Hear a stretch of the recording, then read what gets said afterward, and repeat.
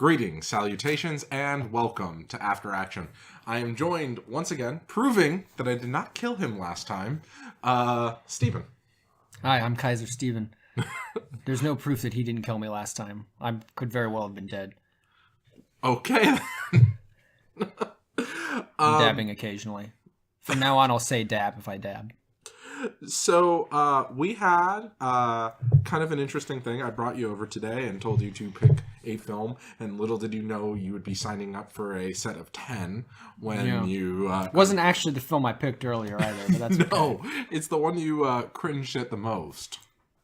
Yeah, of the collections, for sure. So, over the next few episodes that Steven is on, we'll be watching the Life's a Beach 10 movie collection. I picked this up at a Washington State Walmart. It's from the Mill Creek Entertainment Consortium. Oh, no. I didn't notice that. Yeah, it's from Mill Creek. Oh, boy. And it is 10 Fun in the Sun films in one. Yes. Yeah. Uh-huh. At least 3 of which could be aptly named Malibu High School. Yep. So, we're sadly not watching them in order, otherwise we would have started with Hard Bodies. Instead, we have started with Love Lines. Yeah. And so I don't think the order really matters, to be real. No, but Love Lines is indeed a deep film about the complexity of consent, immigration, the benefits of living a vegetarian and vegan lifestyle, and the chaos that can happen after road rage. I mean, I see what you did there. We'll get into all that. Okay, so first, watch, don't watch. I'm gonna have to give this a don't watch. I would agree with you. I don't think there's anything really worth it. So the biggest problem with the movie is that the vast majority of it is very dull. Not really much happens. Most of what happens is boring, and it doesn't really make a lot of sense. It sells itself based on the advertising as a battle of the bands, which I guess it is, but that really has very little to do with the film. It's a minor point. When you read about it on our box set here, it kind of sells itself as what they call a boner comedy, and there was very little sexualness, very little comedy. Oh, I didn't do any research. It came out the same year as Revenge of the Nerds, and I suspect that this was a slapdash attempt to kind of pseudo redo it on a lower budget / take advantage of that popularity to make a very similar kind of movie. And this was a very low budget film. When it came out in 1983, we determined it had a budget of around $250,000 and then grossed like $280,000. Yep. So it made its money back. Most of that money was spent, I think, on getting the Indiana Jones theme, which we'll talk about more in depth later. But they played the whole thing. So I am going to read the description from the back of the box, as is becoming tradition. It's 94 minutes long. It is rated R. It is by TriStar. Piper is from Malibu High School, and Rick is from Coldwater Canyon High. Her muscle-bound brother is determined to do anything and everything to stop his sweet little sister from getting it on with some jerk from Valley. Greed, lust, dirty tricks, and bloody fistfights. It's just another day in the life of a teenager. Dab. Wow. Yeah, that's a very inaccurate description. It wasn't even clear that was his sister or the characters were siblings until the very end. House? Oh, yeah. Did they? Yes, that wasn't clear either. What was their house? The house with the gym. What are you talking about? The house with the gym, where they had the scene where the woman was grunting as she was being pushed up and down. Oh yeah. There was a gag. Yeah, it was a visual gag. Yeah, where Godzilla and his friend were working out together and eating pictures. Yep. Yeah. I mean, there's context to what picture they were eating and why, but that's not really important. That was their house? I was unclear. Yes, that was their house. I didn't understand anything about the setting. Nothing flowed together to make any logical sense in these settings. The only part they took the time to set up was the area where the Battle of the Bands did. That was actually mentioned by name, and it was shown people going into it like it was a place. Everything else, there was no setup. Well, okay, so there was a mild setup for, the house where they're having the party with the hot tub. Yeah. Yeah, that was brown hair McAnimaniac's girl's house. I guess, but Yeah, it was. they mentioned that. I didn't know whose house it was or what characters what. I don't even know any of these characters' names except They have Godzilla. And that's not even really his name, I guess. No, I don't know. but And people see, call but him they call him Godzilla because that's what makes me think it's Revenge of the Nerds. Because in Revenge of the Nerds, there's a character that's almost identical called Ogre. Oh, And it's like, okay, I haven't seen yeah, Revenge of the Nerds. It's fine. It's not even a particularly good movie, but it's like it was very popular. Yes, it was. Anyway, yeah, I didn't understand. Oh, I guess the high school was set up. Yes, They both did of the show high scenes schools. of that, yeah. Both high schools had like their little intros and stuff, and they had their own settings. Although they I didn't know which one was which when you're actually inside them. No, they probably shot at the same high school. Yeah, it's probably exactly. But it was. They at least had different outside or exterior shots of. This is true. Supposedly the high schools, where these teenagers and this 40-year-old go to high school. Tom Petty goes to high school there.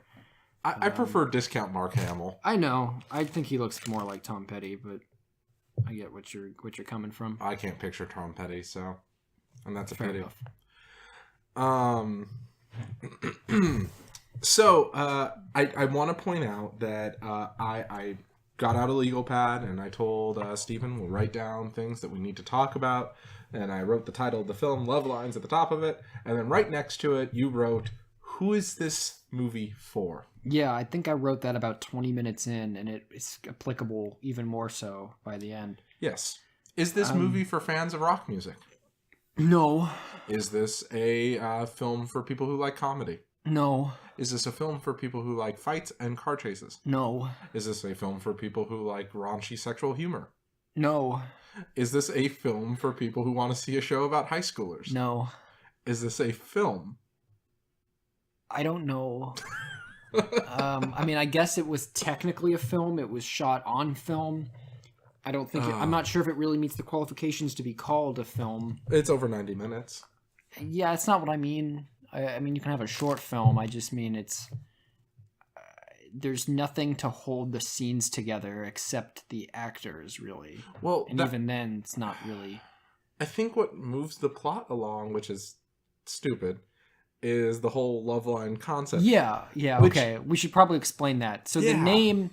So in between these high schools, and I look like other high schools from the set design, there is a phone line that all these teenagers use to get in touch with each other, like an old school phone switch box operator system called Love Lines. This was the time of switch boxes, so that was still it was still possible, and it's run by Michael Winslow of Police Academy fame, mostly, also in Spaceballs, a couple other stuff, who plays an all-powerful deity who runs this mechanism of Love Lines. There's no other way to explain the things that he does in the movie other than that he is a deity. I'm just thinking He is about a god. his ending. Yeah, okay, we'll get to that. Yeah. Man. Yeah, he's a god, and he oversees and manipulates these teenagers into doing his dark machinations. Yeah, it's the strangest thing. So he has these switchboards, and so apparently teenagers call him and say hey, get me in contact with these people from that high school. No, I don't have their numbers, just call them. Or hey, I'm throwing a party, get everybody there. He seems to know everything about everyone at all times. He seems to, including the ability to just get the teenagers to go to the payphones that he needs to connect them to. I don't understand that either. That's weird. But that happens. I also put a montage count. There are 8. And some of them were real-time montages. They weren't your traditional, just give us a clip. No, we have to hear the full song. Several songs in a row, actually. Yes. There's 3 full-length songs in a row. They're not good. They're very boring. There was 2 dance sequences. One of them was part of that song montage, so I'm not going to count it quite as separate, but it is part of it. So there's 2 dance sequences with the same dancers. Doing the same thing. Probably just some producer or director or whatever's friends that could dance reasonably well. They break into random breakdancing. They do, and they're proficient at it. Yes. But it's just not really what I wanted or expected to see. Indeed. I think we should address the aspect of the boner comedy. Yeah, there's I would say only 4 of those jokes in the film. Yeah, there's only about 4 jokes. None of them are good. I thought one was all right. I didn't enjoy it, but the joke about the woman on the piece of workout equipment. Oh, the look. Okay, that was an okay gag because it's a setup of it sounds like they're doing the nasty in there, but it's actually just that and the friend outside is like, oh, it was almost too smart for this film. Dab. And that's it. Yeah, and it's not even that smart. And no, it's not. Too smart. It was bad. And the rest of them are really lame or didn't make any sense. Yeah, so apparently the film kicks off with our protagonists, I guess, being angry at this high school for... Well, they're pulling pranks. Well, the high school apparently coated their gym floor. That's what it was. Supposedly, there was some kind. They were doing counter pranks after their gym floor got coated with honey by their rival high schoolers or somehow. We didn't get to see that exciting fun scene though. We only heard about it through love lines and the all-knowing, all-powerful Michael Winslow. So what we saw instead is our protagonist girls going and editing film footage to work porno into someone's history lesson. Yep. And re-sewing all the girls from the synchronized swimming team's bathing suits with thread that dissolves in water. Yeah, I guess that's what they did. They said that's what they did. Yeah, it doesn't matter. Whatever. Either way, they made their bathing suits fall off. So finds them. Those are 2 of the only 3 times where there is any nudity at all in this. Suppose it was really timid about it. Which is weird for this type of film. It is weird. The swimsuit was the most excessive, and it was mostly just uncomfortable. It's very weird, especially when you consider that all these people are supposed to be in high school, and it would have made the film like far less creepy if they could have just like moved this forward and made it like a community college or a college level thing. Why the hell does it have to be high school? Our actors are clearly not high school students. Most of them, anyway. Some of them were believable teenagers. Yeah, but Tom Petty looked like he was like 40 years old. It was just. And, like you said, uncomfortable. Yeah, it was very uncomfortable. And then there's the shot with the history presentation, which is really nothing at all. And then there's one other brief scene of nudity in a hot tub at this party, but it's only half a second. I don't even think it was intentional, really. Well, there was one other scene at the very beginning of the film. The film starts off with the controller of Loveline speaking directly to the camera. Yeah, so this is why Michael Winslow is a god. He breaks the 4th wall. It starts with him talking to the audience, explaining that the movie they're going to watch is totally exciting, believe me, bro.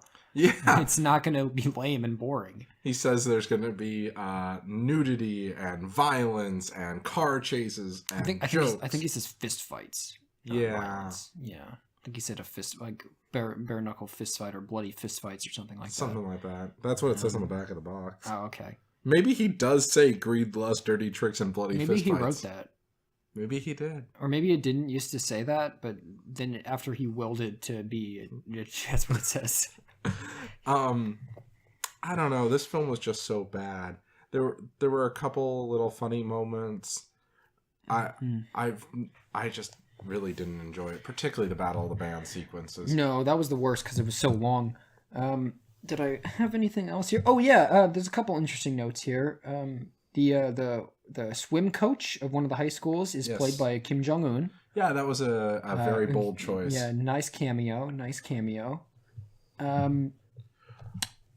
Your row of question marks. Do you care to explain that? Oh yeah. So in the hot tub scene that we've been talking about, there's what I assume was supposed to be a joke made by one of the characters in the scene. I'm not sure why she was there. She wasn't in the hot tub. She was just kind of hanging out. Must have been someone's friend. Yeah, she's the awkward wallflower with a goose. Yeah, she had a puppet goose and did some ventriloquy. That must be why she was in the movie, because she could do some mild ventriloquy.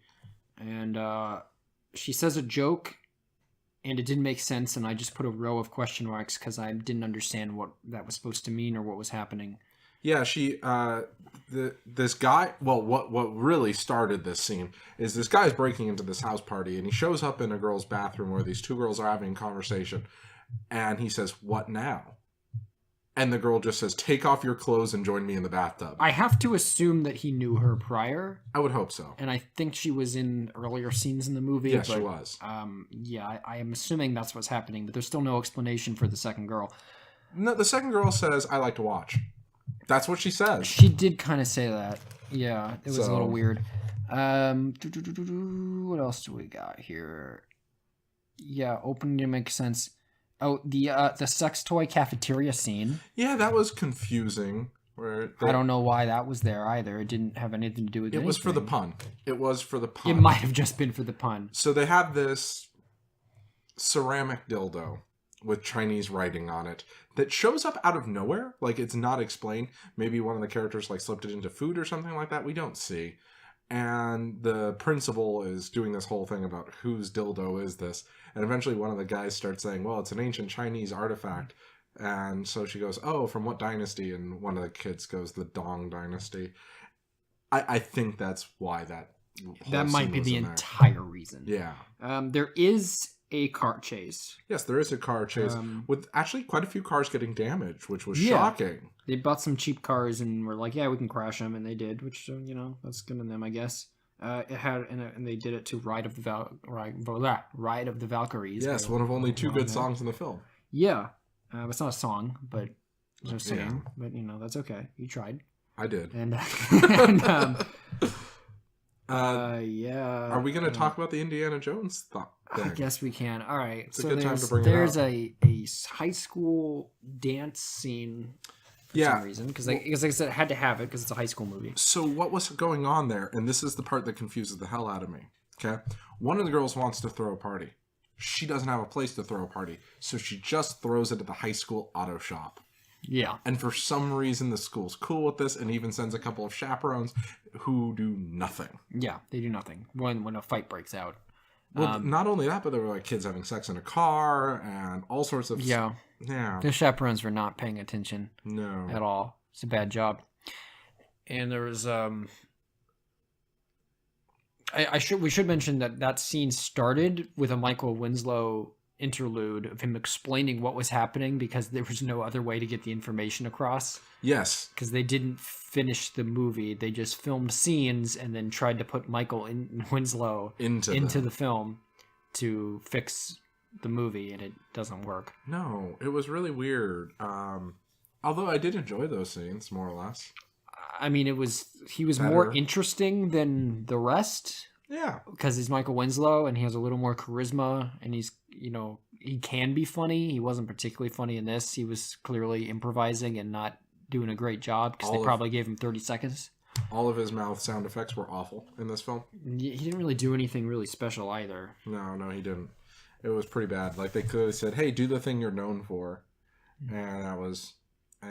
So, anyway, high school dance. Yeah. They just start playing the whole Indiana Jones theme. Yeah, well, as soon as the fight breaks out. Yeah, for not much of a reason. There's some swinging around on vines, but that's about it. But they play the whole thing. I don't know where those ropes were that would make them be able to swing like that, but they did, and then they drove a four-wheeler, a trike. Yeah, it was a Honda off-road trike with a trailer.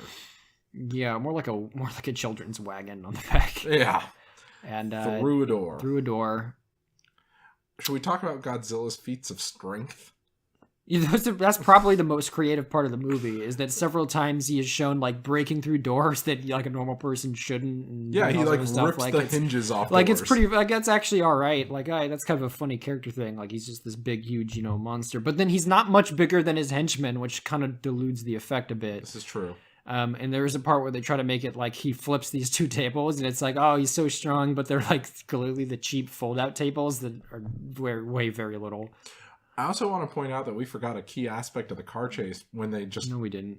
Yes, we did. No. When they turned it into like a James Bond film for a second. I know what you're talking about. It's not a key aspect of the car chase. It's a stupid aspect of the car chase. For whatever reason, these guys have a gun that shoots beer in the back of their car. Water balloons filled with beer. Water balloons filled with beer. Or booze of some sort. Yeah, they just say it's booze. Like, they literally say booze. Yeah. Which is funny to me.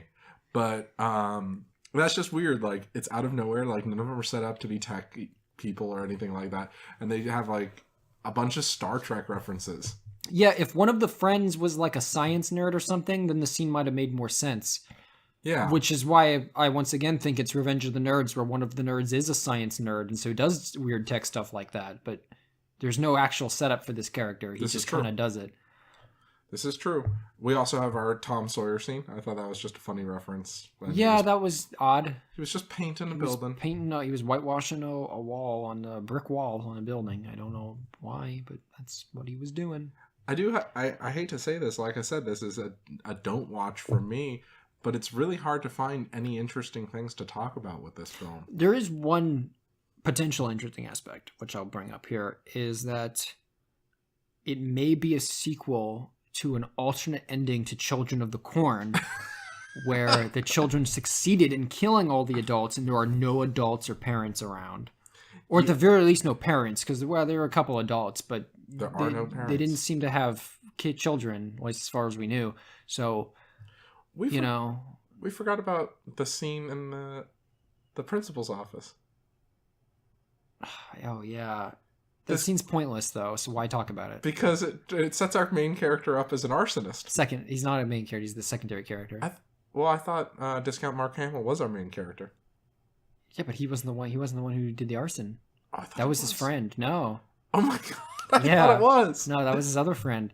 Yeah, you're in the principal's office, and he's in charge of producing a music video, which nothing ever comes of that in the film, but for their band, for their upcoming battle band stuff. And he tries to trick two girls into taking off their clothes in the principal's office. I don't know why he went to the principal's office, but then the principal's coming in and he's like, "Oh no!" And she sees him with his shirt off in the window. And she's like, "What are you doing?" And so he's like, there was a fire. I had to take my shirt off to stamp it out." And then he sets her curtains on fire with a lighter. Oh man! And then he's like, "Okay, we'll just try the vice principal office now."